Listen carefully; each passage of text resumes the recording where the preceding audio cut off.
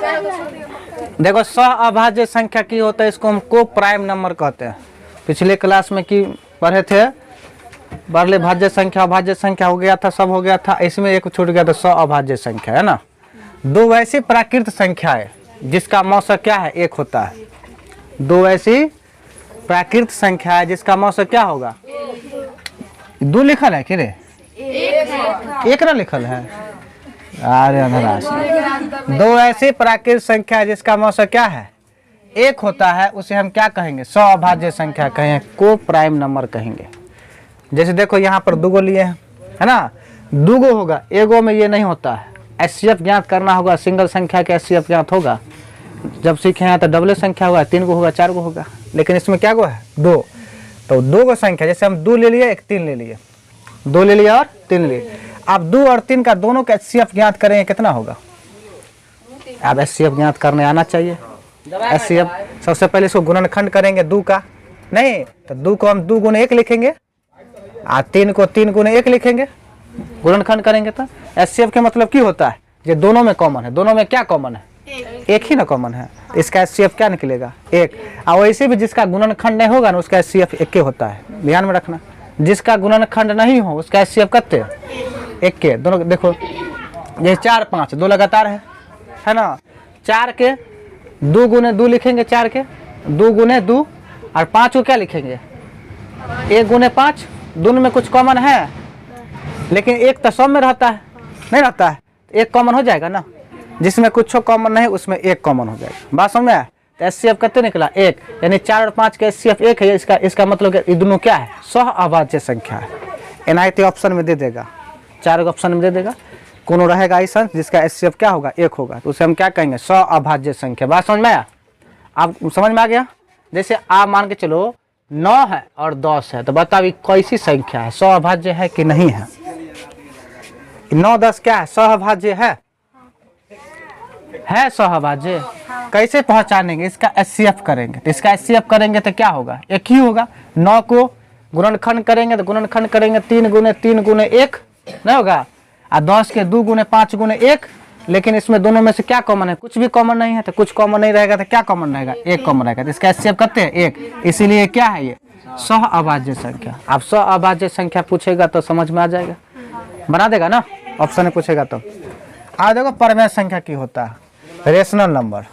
वैसी संख्या है जिसे P/Q के रूप में लिख सकते हैं, P/Q के रूप में लिख सकते हैं। आप ये जरूरी नहीं है कि यहाँ पर P/Q X/Y लिख दो, A/B लिख दो। बात समझ में आ रहा है उस जहाँ, लेकिन P और Q कोई पूर्णांक हो। पूर्णांक पिछले क्लास में बताए हैं की होता है पूर्णांक, 0 सहित धनात्मक संख्या तथा ऋणात्मक संख्या के समूह को पूर्णांक कहते हैं, नहीं कहते हैं। वो कॉपी उल्टा रही है, कहे पूर्णांक की होते, कॉपी देख रही है। ये दोनों P और Q क्या होना चाहिए, पूर्णांक। तो पूर्णांक के मतलब धनात्मक भी हो सकता है, ऋणात्मक भी हो सकता है, 0 भी हो सकता है, कोई दिक्कत नहीं। लेकिन Q के मान 0 के बराबर नहीं होना चाहिए, Q के मान 0 के बराबर नहीं होना चाहिए। इसको तो हम P/Q के रूप में लिखेंगे, लेकिन Q के मान 0, लेकिन लिया वाला जो है ये वाला Q के मान 0 के बराबर नहीं होना चाहिए। जखन ये Q के मान 0 के बराबर होगा तो इसका मान ही निकलेगा, इनफाइनाइट हो जाएगा। बात समझे, P वाला 0 हो सकता है लेकिन Q वाला 0 नहीं हो सकता है। तो अब यहाँ जैसे में देखो 0 दे देगा, कहेगा बताइए परमेय संख्या है कि अपरमेय संख्या है। तो 0 कैसी संख्या है, परमेय है कि अपरमेय है, परिमेय है। तो क्यों है, इसको देखो P/Q के रूप में लिखेंगे नहीं लिखेंगे, इसके बट्टा में कुछ नहीं तो 1 होगा।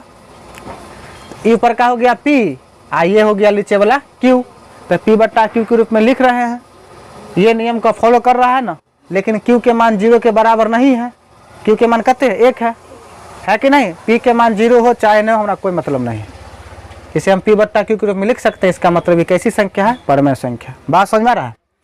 1 की बात करते हैं, 1 को हम क्या लिख सकते हैं, 1/1।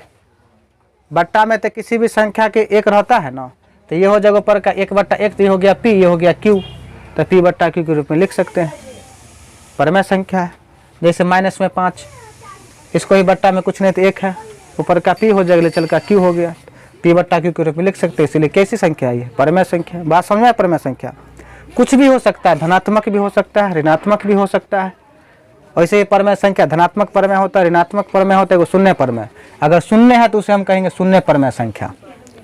अगर प्लस वाला कोनो संख्या है, प्लस अंश चाहे हर, यानी कि पी या क्यू में कोनो में प्लस लागल रहे, प्लस तो ऐसे कुछ नहीं रहेगा तो प्लस ही रहेगा, तो धनात्मक परमेय होगा। दोनों में जैसे यहाँ पर देखो माइनस लगा हुआ है, ये हो गया ऋणात्मक परमेय। जिसमें माइनस लगा है ऋणात्मक परमेय, जिसमें कुछ नहीं लगा है वो धनात्मक, जैसे ये हो गया धनात्मक परमेय, ये हो गया धनात्मक परमेय। बात समझ में आया? कौन दिक्कत? जैसे रूट वाला देखो, रूट वाला में फंस जाता है। जैसे रूट एगो 4 लिए, अब रूट 4 परमेय है कि अपरमेय?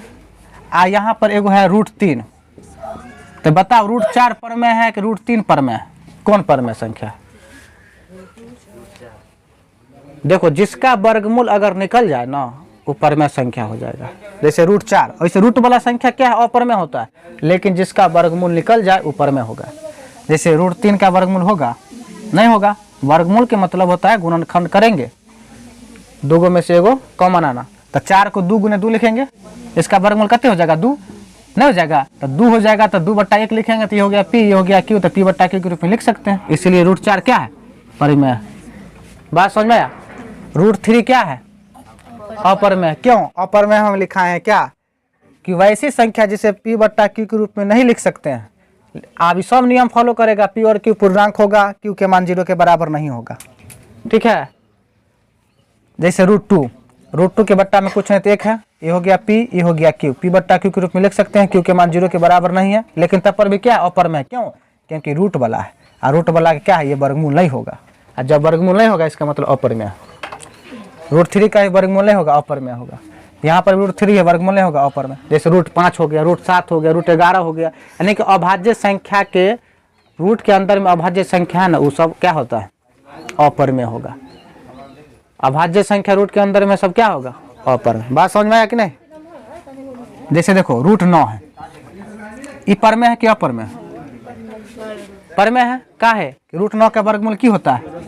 3 हो जाता है, 3 क्या हो जाएगा? 1 हो जाएगा।